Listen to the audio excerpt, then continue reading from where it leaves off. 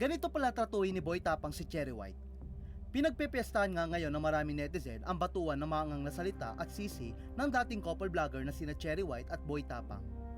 Nagumpisa ang lahat matapos ipamigay ni Boy Tapang ang mga damit ni Cherry White kay JB Tapang nang walang pahintulot sa kanya. Pumalag nga si Cherry White sa ginawa ni Boy Tapang dahil wala raw itong respeto sa kanya. Ipinaiwatig din ni Cherry White na may ginawang matinding bagay sa kanya si Boy Tapang na dahilan kung bakit sila naghiwalay. Kasunod nito, marami nga ang nagulat matapos rumesbak si Boy Tapang kay Cherry White.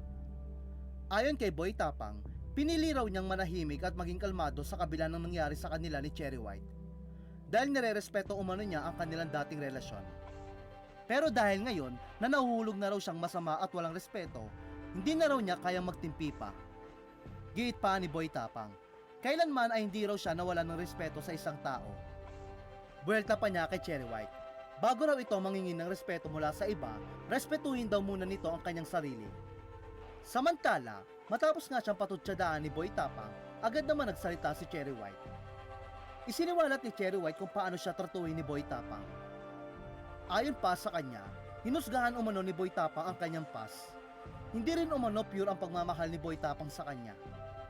Kasunod, isiniwalat nga ni Cherry White na lagi siyang nilalait ni Boy Tapang tuwing nag-aaway sila at pilit umano nitong binabato sa kanya ang kanyang nakaraan. Ang mas masaklap pa ay pinagtatawan pa raw ni Boy Tapang ang kanyang anxiety.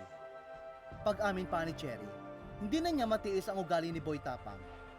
Ani ni Cherry White, FYI lang, respeto. Ikaw ang naglabas ng kung sino ka. Yang sinasabi mo kung sino ako at ano ang Pasko, problema ko na yun. Palibhasa, nakatingin ka sa Pasko. FYI, wala ka pa sa buhay ko noon. Wala kang alam sa hirap na pinagdaanan ko. Puro kaamba ilabas mo dahilan ng hiwalayan. Palibhasa, hindi pure ang pagmamahal mo. Dagdag niya, nasa akin mga screenshot kung paano mo ako nilalait kada mag-away tayo. Hindi na ako nakatiis sa ugali mo. Ilabas mo na, peace of mind pala gusto mo. Bakit naglabas ka ng video na ganyan ugali mo sa social media? Sige iyak, saka wag mo na ako matawag-tawagan. Lahat ng ilalabas mo, sasabayan lang kita. Isa lang masasabi ko, nakahanap ka na ng katapat mo.